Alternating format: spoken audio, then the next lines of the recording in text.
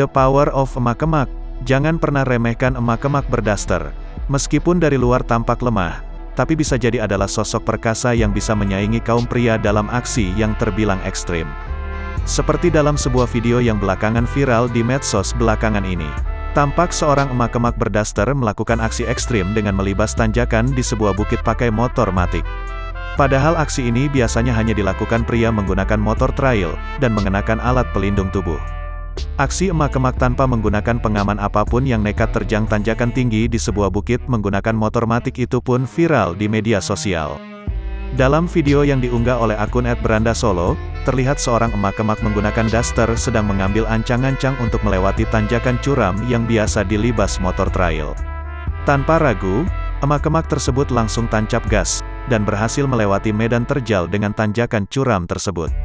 Aksi ini terbilang nekat, sebab jalan tersebut sejatinya merupakan jalur off-road bagi pengguna motor trail. Bahkan, terkadang tidak semua pemotor trail mampu melewati tanjakan terjal seperti yang dilakukan emak-emak tersebut. Banyak warganet yang menanggapi video itu.